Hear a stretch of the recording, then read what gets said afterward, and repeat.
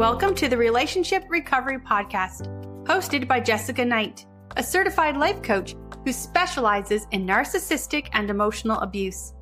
This podcast is intended to help you identify manipulative and abusive behavior, set boundaries with yourself and others, and heal the relationship with yourself so you can learn to love in a healthy way.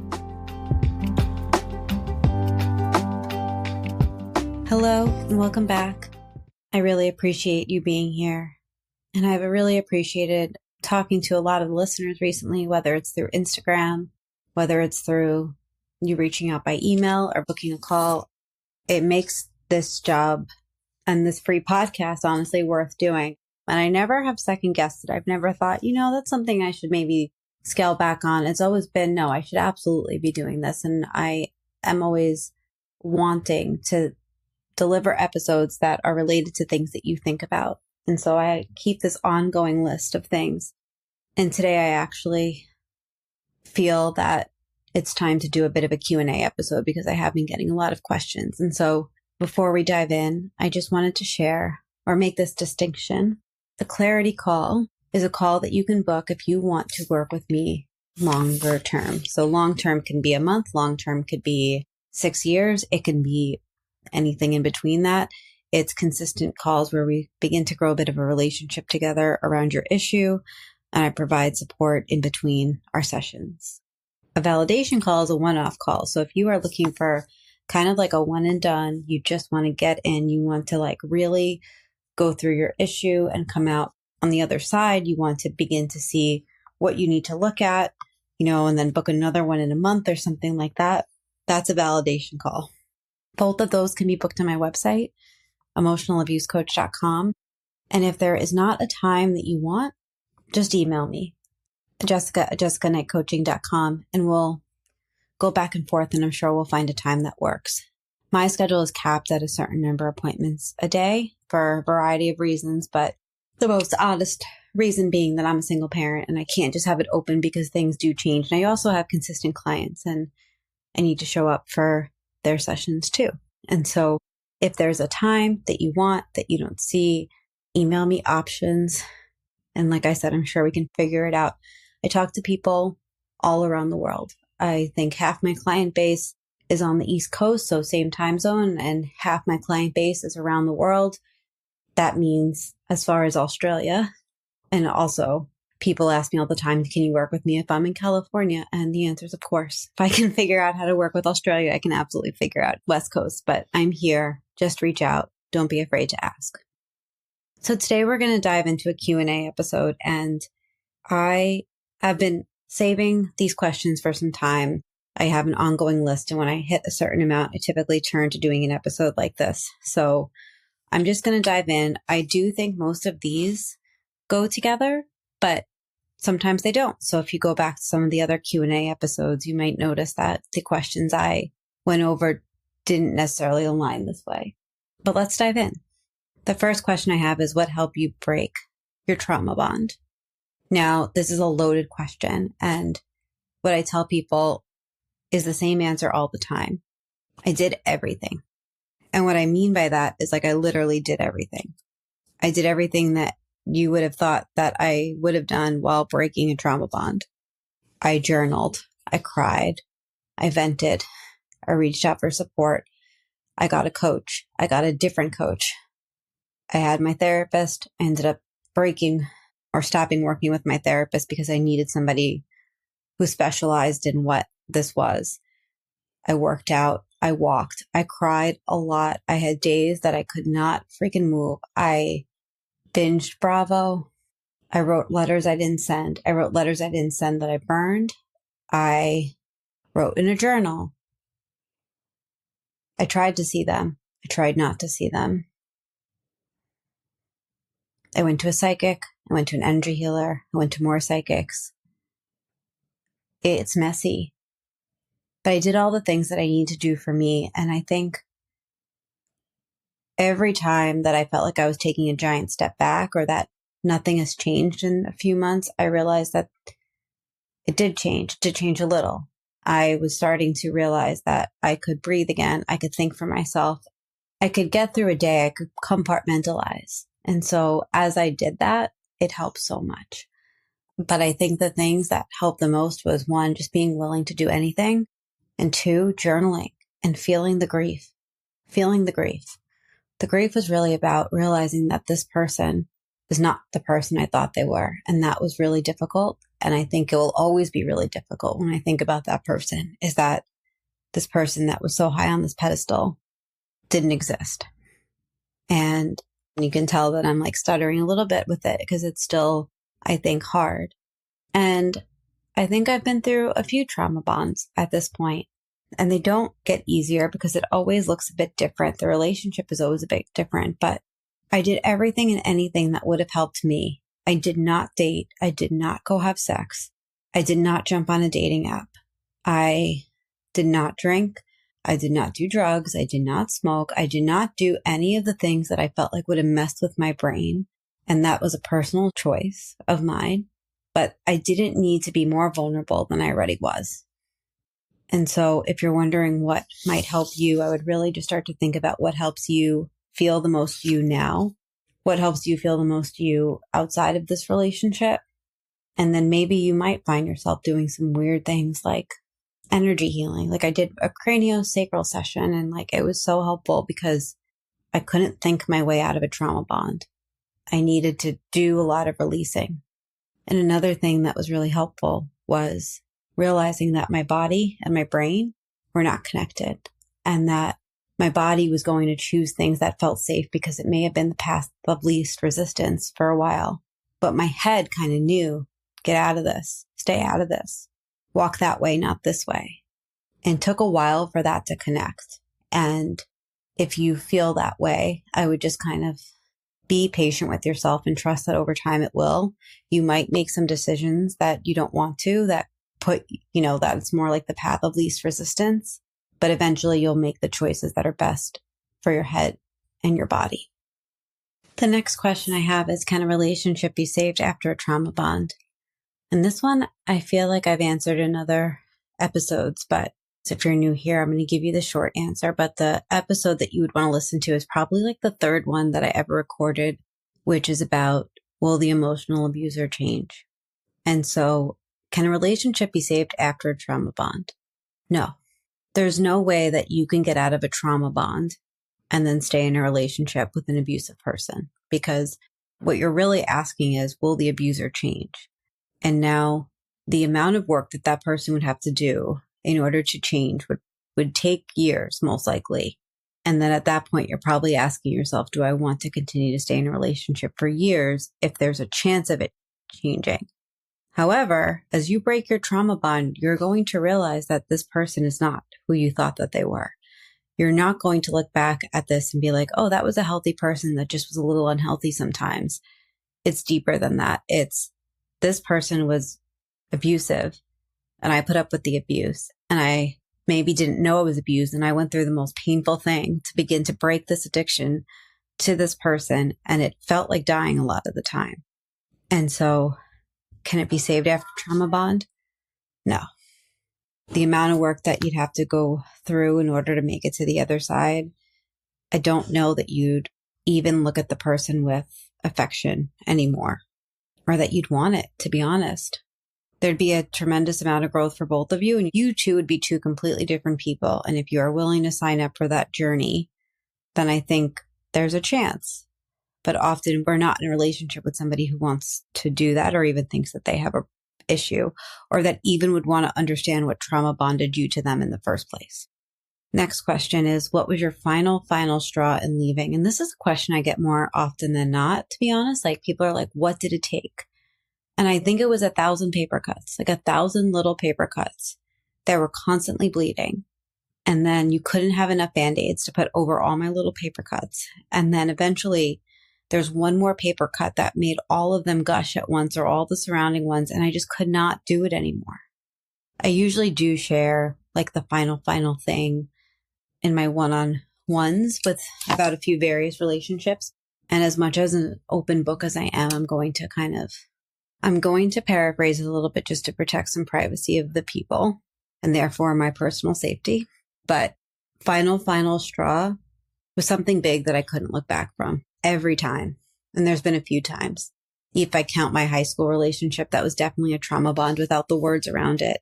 I can say that that was like I could share that one because he probably would even laugh at it at this point, but that was him. We were 24 and he told me he wanted to have an open polygamous relationship. He wanted me, but he wanted to love a lot of me's. And I was like, you haven't even committed to me fully. What? So that was that. But then like in other relationships, especially into adulthood, it has been something outlandish that at the end of the million paper cuts that caused me to be unable to look back and say, I want to be in this relationship. Or how could I be in it was actually more of the answer. It wasn't, can I do it? It was more like, how could I do it? How? Like the cognitive dissonance was broken. And it's actually another question on here is like, what is cognitive dissonance anyway? So we'll get to that. But basically, like if you're thinking two thoughts and feeling two thoughts and you're like, I love them, I hate them, I love them, I hate them, I love them, I hate them. It's like, you're like, I really and truly believe, and I said this on the episode with Carrie McAvoy, that you get to a point where you're like, I cannot look away from that thing that just happened.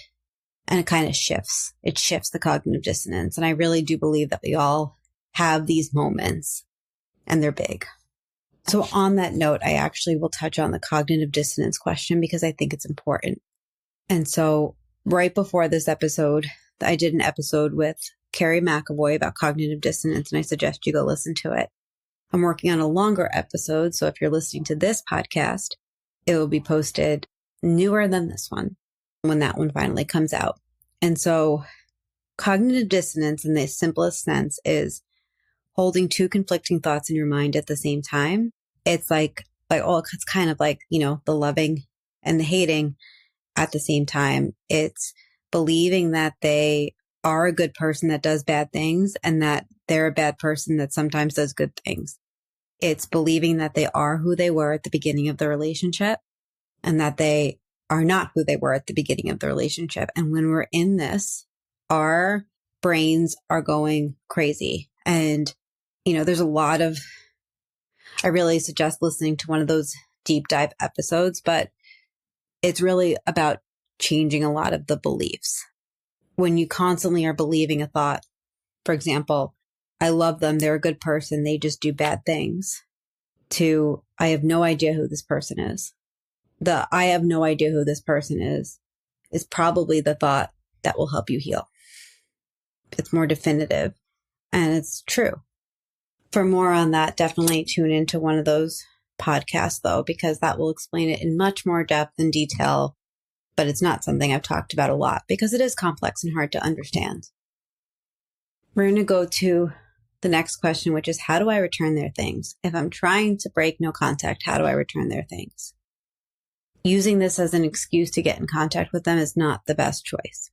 So I'll say that if you want to return their things, my suggestion to you is to, 1, if you can just dispose of it, dispose of it. 2, give it to a mutual friend. 3, drop it off when you know they're not home. 4, put it in a mutual location. So I have a client that had, they broke up, they shared a house was in her name, and she had the stuff moved to a storage facility. And then basically gave him a time period, 1 month, and said, here, this is the combination. You can go get the stuff. You have until this time or else it's being disposed. And that was it. It's not easy. It's also not easy hanging on to the stuff. Don't give it to them on their birthday. Don't leave something if they said, don't do it at this time. Don't do something that's going to trigger a reaction. Do it in a way that keeps you safe, but that gets it done without further contact. The next question is, how do you cope when you know they won't be held accountable? My answer to this is 1, it sucks. It absolutely sucks. A lot of times we heal from these relationships without ever getting any closure from the person or even a closure conversation.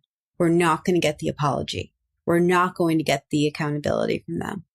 This actually is where cognitive dissonance comes back in, is getting your mindset right around what you know to be true, what you believe, how you showed up, working on your side of the street, whatever that may be, which sometimes it could be nothing. You could be working on, it's your job to heal because you were in this relationship and now it's time to heal. For me, this question really is about acceptance. You accept the fact that they are not going to change. You accept the fact that they are so stuck in another reality that's not your reality.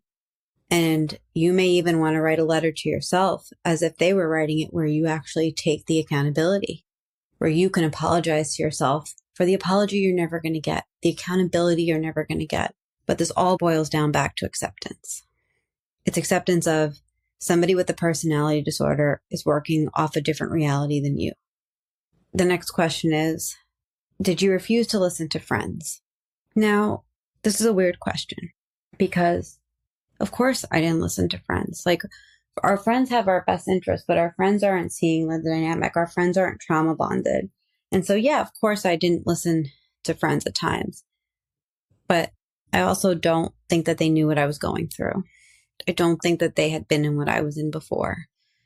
I don't think they got it. And I hope they never do, to be honest. But no, I didn't listen to friends. And no, I don't shame myself for it, because you need to find the people that are in your corner that really actually understand what you're going through and can hold that space for you.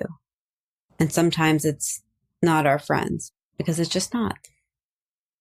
The next question is, my partner doesn't use terms of endearment. Is that abusive? I got this on Instagram, and if I'm being completely honest with you, when I read it, I was like, what?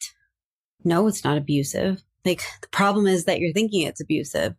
And I think that's my answer to it, is that, like, not everybody naturally uses terms of endearment, right? Think about the love languages. And I went on a rant about love languages in another episode because they don't work in the context of abuse. But if you want terms of endearment and you are not communicating that to your partner, or if your partner doesn't naturally do it because it's just not who they are and how they are, I think you need to look at, like, is that who my partner is, or is it not? And so, for example, if I lean into the love language thing, I do give words of affirmation. However, my natural inkling is more quality time. I'd rather be with you and be in the moment and get myself there than just have words all the time, actually, because words to me mean nothing a lot of the time. And so if your partner is not using terms of endearment, my response to that is, one, have you told them that that's what you want? Two, how did they respond when you told them that? Did they say, okay, I can be more mindful of that? Two, that's not my inclination, or like my natural inclination, but I certainly will try. Or did they say, like, well, go pound sand? That tells you where they are. And also, are you giving them credit though, too? If they're like, I will try, but it's not my inkling, and then they actually try, they deserve credit for that in a non-abusive situation. Because when in an abusive situation, if there's safety concerns from their perspective, I don't give a crap if you want terms of endearment. Like, if your partner doesn't feel safe based on your actions, then one, they're not required to do it anyway. But two, I think what bothers me right now as it's coming out of me is that this question is not in terms of abuse. It almost feels like, how do I get my partner to do the thing that I want them to do? And I'm going to ask Jessica how to do that. And so this is your question, and I'm coming off as an asshole. I'm sorry. I actually am sorry.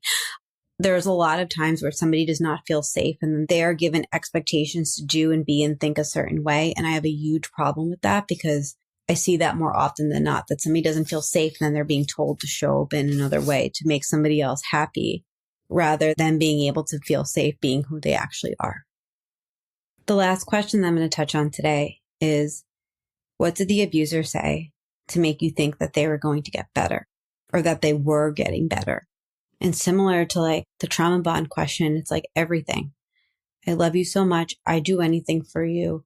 I'm working so hard. I see what you're coming from. I want to do better. I'm going to continue to try. I will never stop fighting. But then, of course, they did. It was then, but you. And then the finger would point. A relationship has to work two ways. It's like, okay, but like, I am working really hard on the relationship. That becomes a deflection from them actually doing the work. It'd be like, well, I tried really hard on this. And then it's like, anytime that there's I did this, but then you can kind of call their bluff. It's also, nobody's getting better if they're going to therapy 1 or 2 times and then they come back and they're like, I'm better. So what did the abuser say to make you think they were going to get better? Really, it all boils down to is I'm going to take accountability and work on my side of the street. And I believed it. And I believed it so strongly because I wanted to believe it. Who wouldn't want to believe that they're going to do it, that they love me? And then they would show it. But then it all goes back to the cycle of abuse. You move out of the calm and tensions start rising again. And if you are in that place where it's out of the calm and then tensions are rising, you can start to realize, okay, this was just like a part of the calm. This wasn't real. This wasn't real change. Real change takes time and real change takes consistency. And you need to be able to see the time and the consistency with it. If you can't go more than a week without things feeling exactly like they were 2 weeks ago, you'd have to trust your intuition and your body and your trauma responses, because you're the one who's sitting here listening to episodes like this to try and get clear about what's going on for you. And the best thing you can do for yourself is actually start to trust that and trust yourself. I'm going to pause the questions there because the other questions I have, as I look down at them, they are definitely worth a full episode. But I really hope that this was helpful.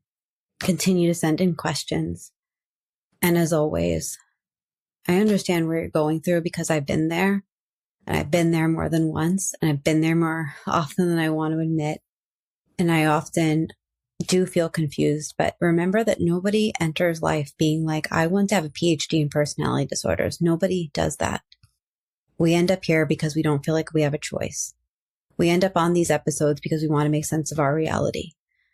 And I am sorry that you're here, but I hope it resonated.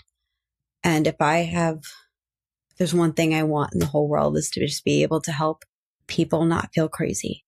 And so, as always, you can reach out to me at Emotional Abuse Coach on Instagram, emotionalabusecoach.com, or you can email me at jessica@jessicaknightcoaching.com. And I hope to hear from you soon.